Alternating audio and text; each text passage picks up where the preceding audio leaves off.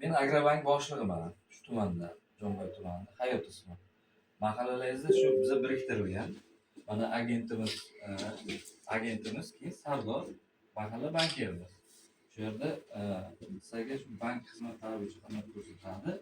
Sizlar mahallalangiz sal ixtisoslashtirildi pastda, shuni sal ko'tarish kerakda.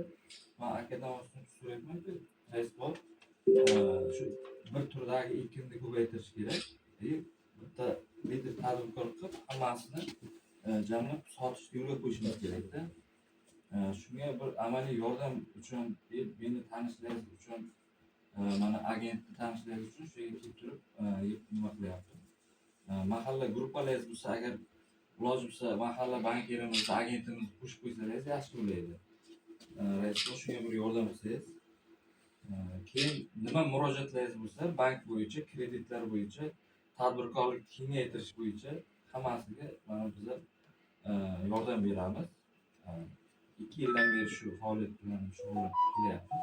Masalan, chorvachilikka bironta kredit olgan bormi o'zingizda? Chorvami yoki sabzavotchilikka? Shuni kengaytirmoqchi bo'lsa, kengaytirishga ham kreditlarimiz borda. Shuni olib turib, bemalol foydalansangiz bo'ladi. 112-sonli qaror bo'yicha beramiz.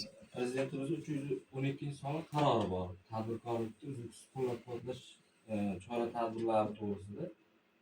Shu bo'yicha ham 100 milliongacha bezalib kredit beramiz.